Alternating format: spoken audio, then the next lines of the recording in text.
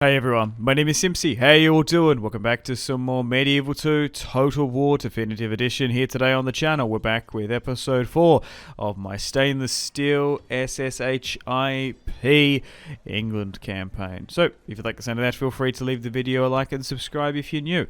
I'd really much appreciate it. So, we're going to be in a time of peace, construction and replenishment at the moment. We've managed to defeat the Scots in the last episode, and in Wales as well we dealt with the Welsh. So I do want to try and make some plans and preparations here today to take Ireland, but now we're going to invest. We're in a time of peace, unless anything crazy happens with a foreign power potentially invading, but we'll see how we go. Okay, so we can get trade rights with the Danes here. Ingrid the Affectionate. Okay, she looks nice. Negotiating with Philibert de Mandeville, who is currently in Normandy. Okay. Oh, we got some civil disorder. Yikes. Up in Scotland. Okay, so it's because we are so weak soldiers-wise. We marched up there with a stack and a half. We smashed 2 Scottish castles and, probably 3 stacks, I would say, in the end. And now we need to try and subjugate, convert, and control. Now, it's going to take a little while before we can properly have this territory fully under our domain. I do think you get bonuses every 50 or 100 turns. So I think Aberdeen is probably going to be the main issue, and then Dunedin. We also want to try and convert some of these towns to castles and settlements, because we probably don't need we don't need Dunedin and Aberdeen as castles. We can probably afford to making them settlements just to get some more additional money. I'm going to keep York. I could maybe make Lincoln a castle. I'm actually really tempted to make Norwich a castle and then make Wales a settlement, because if we are going to get attacked now from an Eastern power, it's probably going to be either the Norwegians coming into East Anglia again, or potentially the HRE. So 26 turns here now. Like I said, we're slowly but surely investing, building back up. We also want to try and get a stack in a bit, and we'll try and launch from Wales. So I'm going to go with my plan. We're going to convert some of these settlements, or castles, to settlements. We'll do that with Bristol as well. And I think what I'll do is I will make Norwich a castle. Obviously, coastal settlements will give you the most amount of money in the game because of trade. And you kind of want to have a fine line between castles on the front lines as well. So I think we'll make the core construction, and we'll put blacksmiths, and we'll get our best units from this hub of London, Lincoln, York, and Norwich. Now, we do have Prince Baldwin Diabolus here, the prince's son, firstborn. So he's going to go north to help with the Scottish resistance. Alright, Baldwin's about to head north. We're out of winter now, 27 turns in. We're going to move to just try and help out our conquests in Scotland. Move our spy over there. We'll eventually move our navy as well. We've got our priest to move on over. But not too much is happening in 1145 AD. Okay, Baldwin is nearly here at the top of the turn. So he can go into Dunedin and Aberdeen just to free up those generals hanging out here, and we'll move those other ones north as well. We want to move Geoffrey Plantagenet and Stefan south. Okay, back down in the south, we're currently in Portugal, so let's try and get a trade agreement with them. We could realistically get an alliance, but I don't particularly want to get drawn into a war. I just made peace with the Moors. And, yeah, I don't particularly want to go with the Kingdom of Castile, Leon, or Aragon, potentially. Oh, King Henry has finally come of age. Nice. We are finally out of our regency. So this is Gregory Plantagenet. King Henry was the king after Stephen Diabolus, but in this timeline he's managed to jump over. So he can go down to London. He can permanently sit there. So here is the family tree.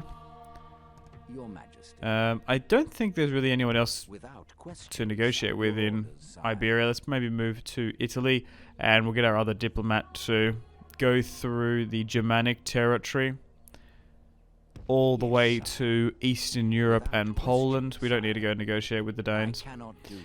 Okay, so it looks like we've got some really good relations here now, public order-wise in Scotland. And then we can probably divvy up some of these units to head south. We've got a lot of generals there.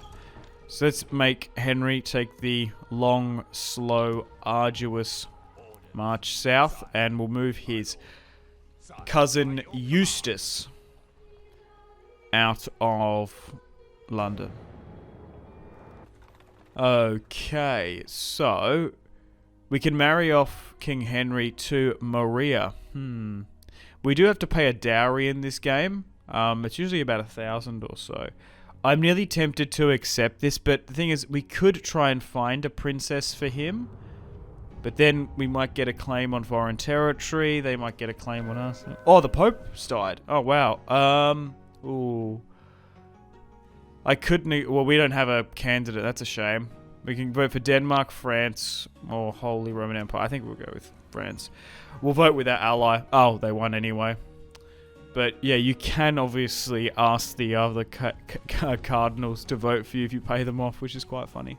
Oh no! Robert of Gloucester has died. The first Prince of Wales. So his title is now up for grabs. King Henry is 14. He does have a sister and a brother, Edmund Plantagenet. And Stefan Diabolus is still currently the prince. Yeah, why did it skip Gregory? I don't know why. Strange. Okay, so we could maybe send Eustace with this army. We've recruited some units in and around the Lincoln, Norwich, London and York territory. He can make his way west to Wales with a half a stack. And I think Stefan Diabolus and his father, or his uncle, Gregory, are going to start heading south.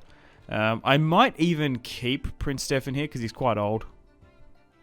Oh, a suitable prince. Randolph of Worcester. The affectionate. Oh, 14. Okay. Oh, maybe one of the young princes has come of age. Oh, wow, look at her. She's fantastic. 9 charm. Henry is getting some traits now, sitting in London. Very nice. Yeah, especially the youngsters, when you get them, you should try and let them govern a province and learn as much as they can. Let's try and get a trade agreement with the Poles. Mobilizing an offensive into Ireland now. So Gregory and Baldwin have arrived in Wales. And his brother Eustace is now on the way as well. Okay, so some of those towns, well, castles, have now been turned into towns because there's no point of having them up there as castles. We're not going to ferry units all the way down there. Okay, so I'm just going to go around here and see. Okay, so Reginald of Cornwall. Okay, because I want to try and marry my princesses into my random starting generals, if we can sort of keep them around rather than adopting them. So Reginald of Cornwall has been governing Bristol for the entirety of this 32 campaign. So he's a potential candidate, or we might go with de Mandeville, potentially. I'll have to see. Okay, so I think we've probably got enough military forces to go over to Ireland. They shouldn't be anywhere near as hard as the Welsh. They won't have their own longbowmen.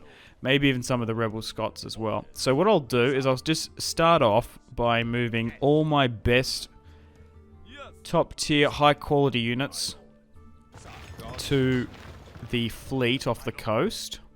And then we'll chuck a general in. I think we'll go with Gregory.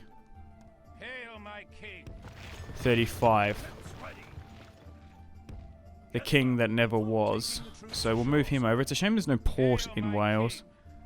Okay, so let's start off the siege in Dublin. Now, I don't know how many settlements there is. Oh, okay. So they've got a large force, but it doesn't seem to be too crazy. Okay, and then we'll move everyone in here.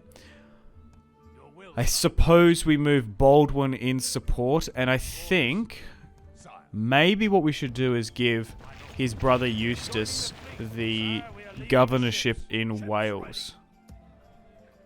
Or maybe I should just move him over to help, because we don't seem to have an issue. Alright, we have a merchants guild we can get in Ruin. We can get that in Normandy. Let's go with this. Edward has now come of age. Nice.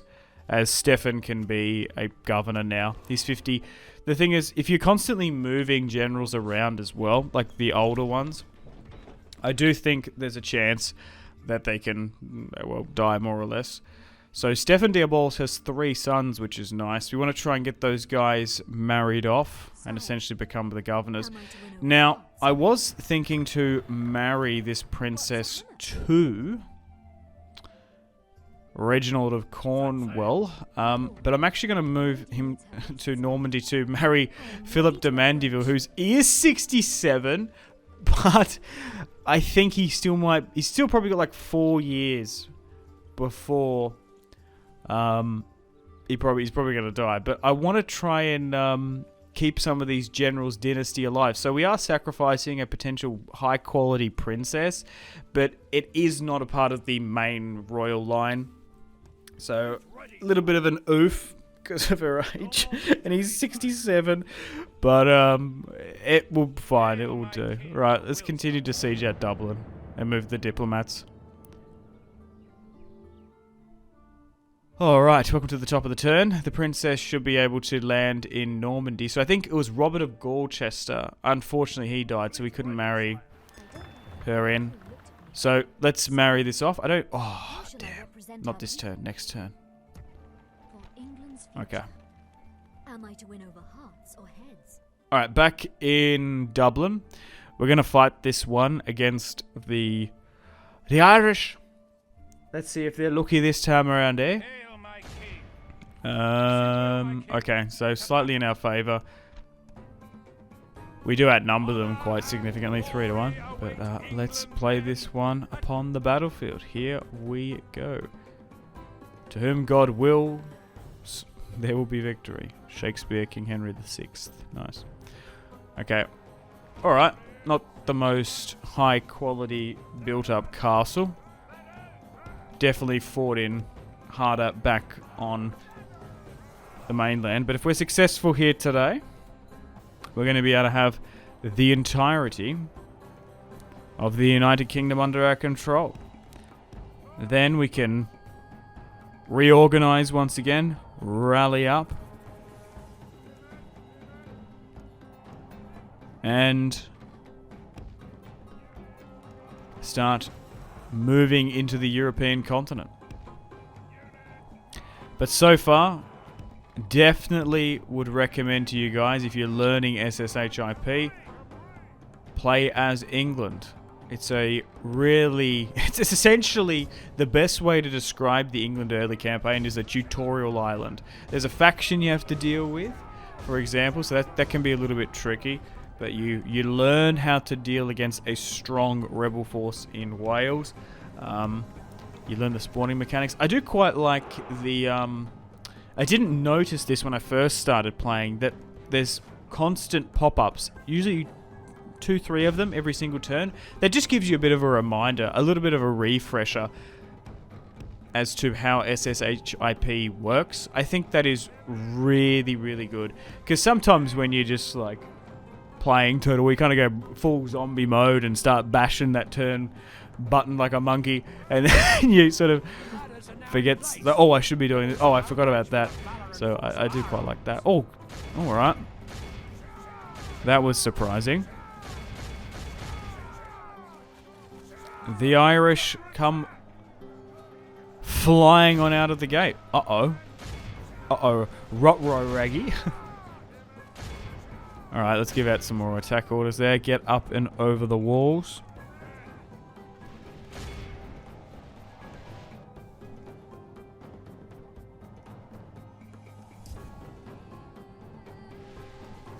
It's actually quite a shrewd play to do that. Our men are winning the battle. If we continue like this, As it stops the battering ram going up. our soldiers have proved their worth today. The enemy's walls belong to us now.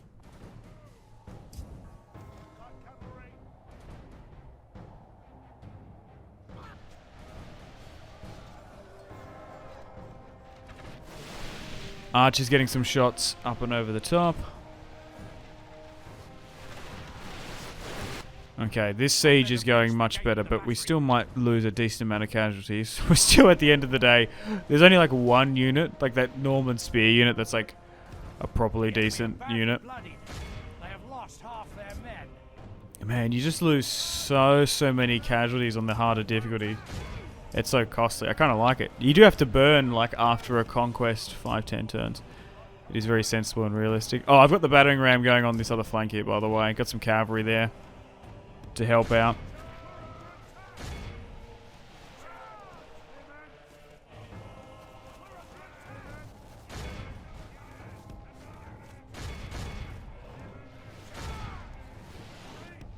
Our men have reached the gate with the battery. Okay, we're flooding in now.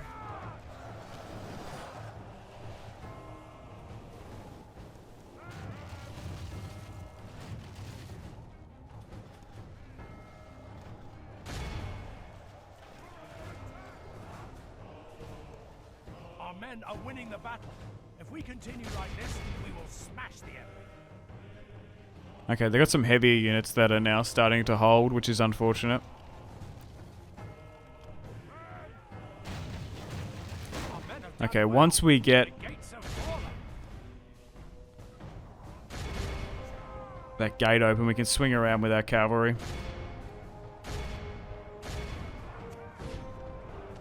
Yeah, not the most overly complicated battles we've had in this series. They've just been a little bit grindy against the rebels, more or less. To be fair, the Scots performed a lot better when they actually have proper decent generals. I just feel like they're more cohesive when they've got multiple armies. Although this guy in here is an alright general. Our men are in Alright, command nice. of We've the initiated the castle. countdown. They're going to swing back. Let's try and cycle charge them on in. And Gregory Plantagenet should have another central country under his control. Having a decent reign. The father of the king.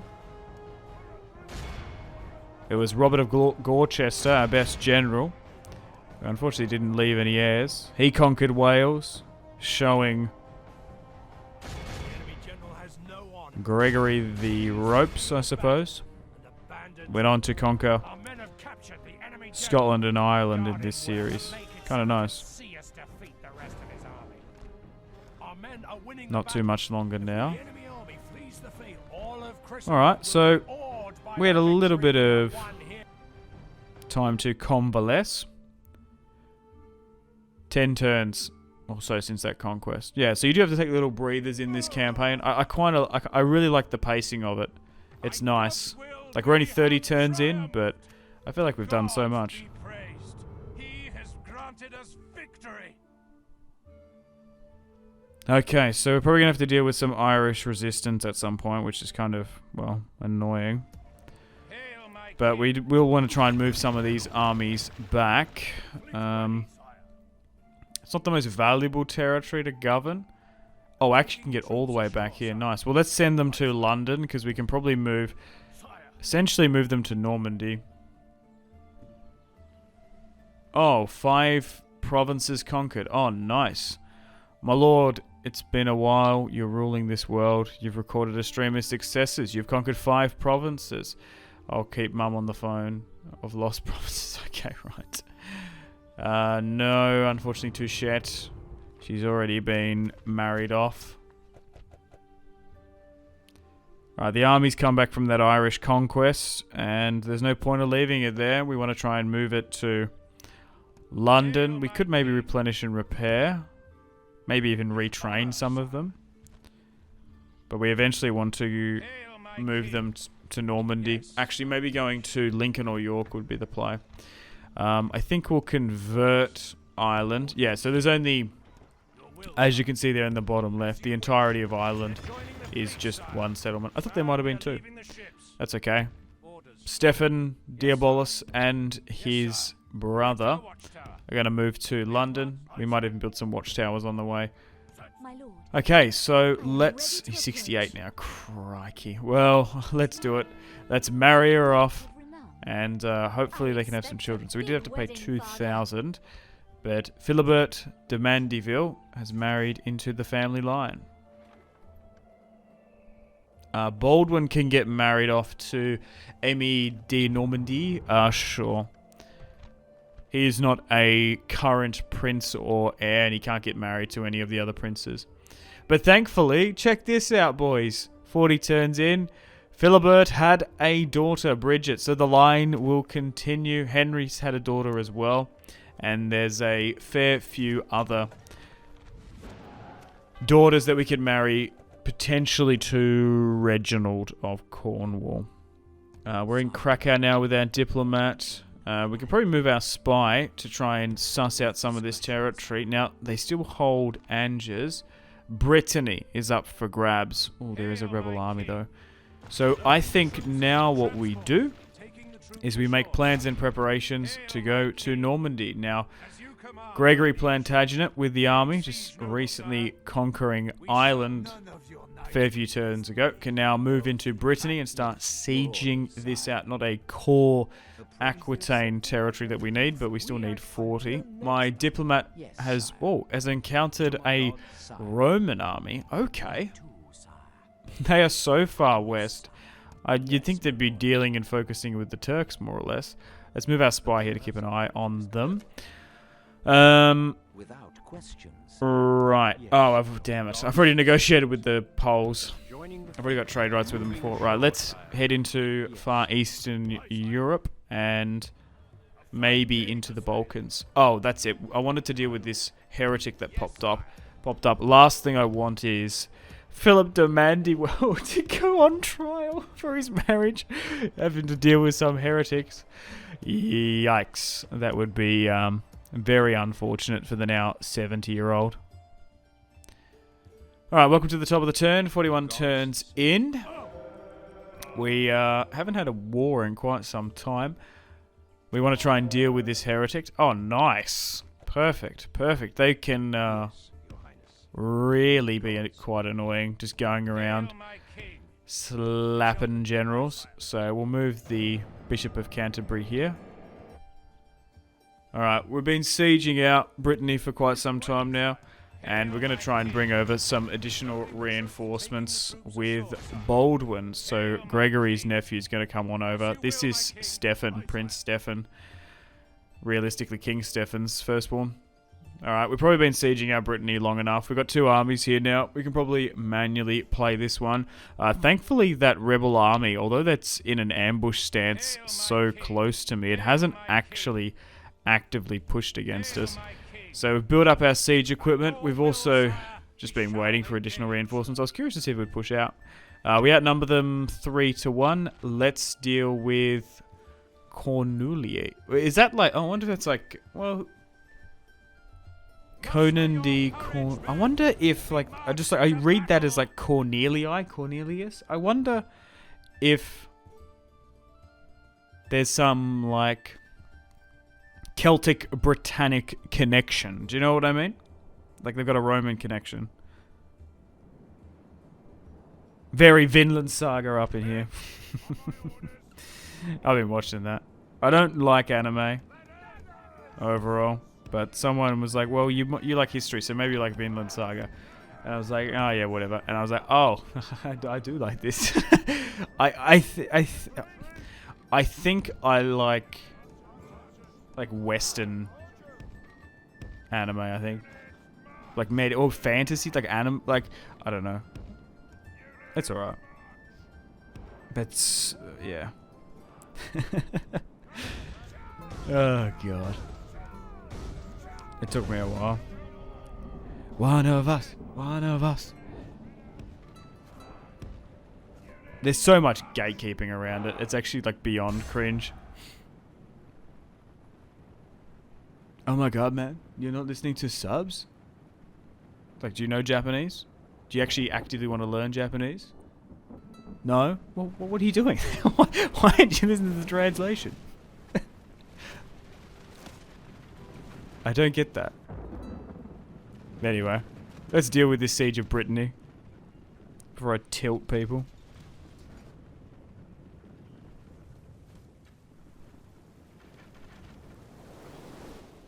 Now, how will Brittany perform? Will they be good as the Welsh, the Scottish, or the Irish? So far, the Irish probably perform the worst out of them. It is pouring down with rain, so it will make that arrow fire slightly ineffective, particularly with those flammable rounds, now really non-existent.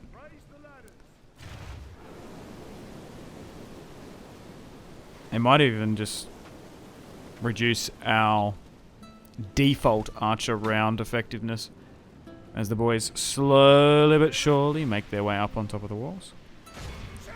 And we'll march into Brittany. I think what we'll do now that we've got our armies replenished and repaired, I think we want to just try and go around and pick up as many northern French territory, particularly rebels, and funnily enough, just try and box them in. I don't know how aggressive France have been. From what I've been seeing, they haven't actually been at war with any major factions, so I don't know what the hell they've been doing. I do think making that alliance super early on was incredibly shrewd for us, getting them off our back. But we'll try and take as much rebel territory as we can. We might need to... honestly, right, do you know what the play might be? If that Belgian territory is still up for grabs, if we can trade that for some of that core Aquitaine territory, I might do it. I don't think we're strong enough at a stage to go to war with France. Also, it depends what we're considering France. How far have they expanded? Do they have Marseille? Do they have Toulouse?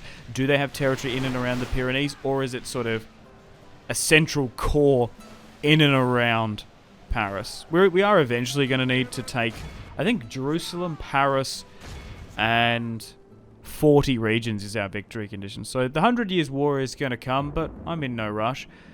Oh, okay, so he doesn't have any siege equipment, unfortunately. Oh, that's annoying. That's a throw for me. Okay, what I'll do is I'll try and get a piece of siege equipment over there, but the thing is, because I haven't done it quick enough, they might just flood and come in on over. Because sometimes that happens. If the AI hasn't moved, they're just going to go through once the breach happens, and then everyone's just going to flood through that gap. That's going to be annoying.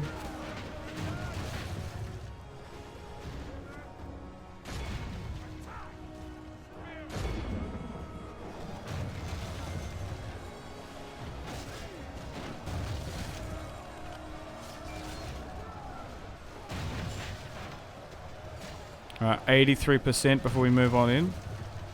But really this campaign and mod is going to be tested when we start fighting some major powers. Because what I've actually played for... this is episode 4.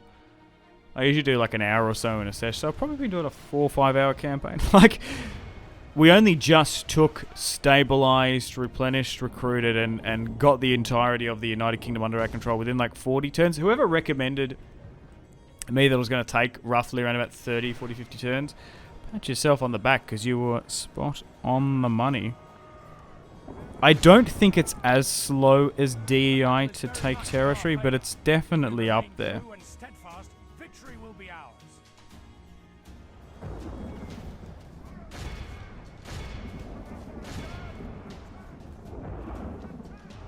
Okay, the gateway is now open, and let's flood on in and surge on into the streets of Brittany.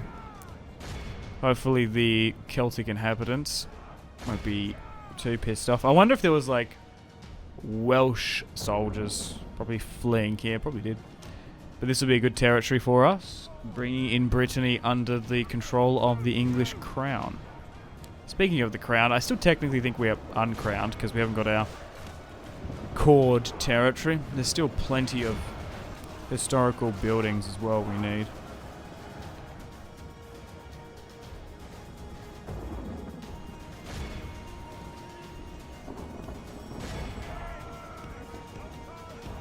Oh, it looks like that rain... Oh, no, it hasn't. I was like, oh, maybe the rain's cleared up a bit there. No, it's still very bad. Oh, my God. I don't know where we would be without our carry in this series, which has been the English archers. Dude, my infantry is absolutely melting away. I'm not complaining, because, like, they are cheap conscripts, but they just get melted constantly. Yikes. Crikey. Like, of course, knights are going to perform better. Actual, proper chainmail plate knights. They just cost so damn much. Maybe you should try... Maybe we should try and get, like, a core of, like, 4 or 5 and then just really try and work on them. I don't know, eh? But Gregory is now moving into another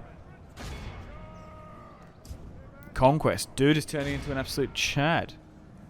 Hashtag Gregory Plantagenet. Okay. Well, even though my infantry's melted away, we've got those additional reinforcements coming in. We're going to win this one. I just don't trust the auto-resolve in Medieval 2. Particularly with this mod. But another castle will bite the dust. So, now that we're moving into Normandy, I don't know if I'm going to be that aggressive in converting settlements.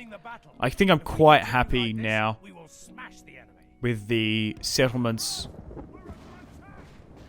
the cities, which will eventually be them. Like in, I think Wales is a city/settlement. Ireland's fine, Scotland, and then we'll have like the core English territories, proper castles. I think Normandy is technically a city, but it probably could have been a castle. Also, let me know in the comments, do you think my alliance in giving up Angers was a mistake? How aggressive are France? I just don't know now, because we've been such loyal allies with them. Also, we still got that alliance with the Pope. Nice. We just got rid of Conan. Conan the Barbarian, he's now dead. Oh, what was happening over here? Oh god, I had that. Everyone's already over here. Took them, I should have done it earlier. That's a misplay by me. There's a couple times I've forgotten that my secondary army doesn't have siege equipment. But it's alright.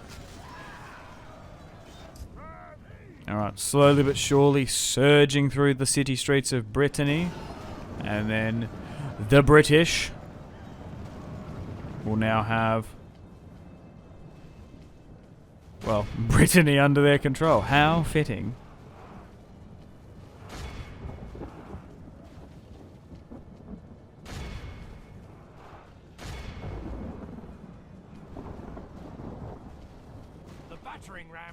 Also, guys, I've been getting comments as well about mod stability. Yeah, I have noticed that SSHIP, we've had like 1 or 2 game crashes, I think. So it is a little bit less stable than stainless steel. It's just because I think it's got so much stuff. But yeah, I'd recommend a clean install of Medieval 2. Read the install properly. You can also make sure, I don't know what it's called. It's essentially allows Medieval 2 to have 4 GB battles. It's in the file pack that you download. Make sure you run that on your Medieval 2 Kingdoms executable, and also check the compatibility as well. I think you can wind it back, you can wind back Medieval 2 to run on like launches Windows 7, I think, as well. So you can even check that in the settings as well. But really just basically just go read some of the Total War Center forums and other stuff. But it's just so hard to troubleshoot sometimes. But I want to try and get as many people to play this mod. But anyway, we've managed to take Brittany. There's a fair few rebels around. And, oh, it's the resistance. Right, okay. Well, we've played for over an hour or so here today. I'm going to wrap thing. Well, it's probably going to be a bit shorter once the video comes out. But once we've chopped my recording session down here, just so it's a little bit more palatable for the video enthusiasts. But anyway, stay tuned for episode 5 coming out at the exact same time tomorrow. Continuing this English campaign. We're now slowly but surely starting to move into northern France and, well, taking the surrounding border territory, boxing France in. I'm sure they're not going to be too happy about that. But anyway, thank you very much for watching. Like and subscribe if you haven't already. Make sure to take care of yourselves. Have a fantastic rest of your day. My name has been Simpsy, and I will see you in the next one. Cheers, guys.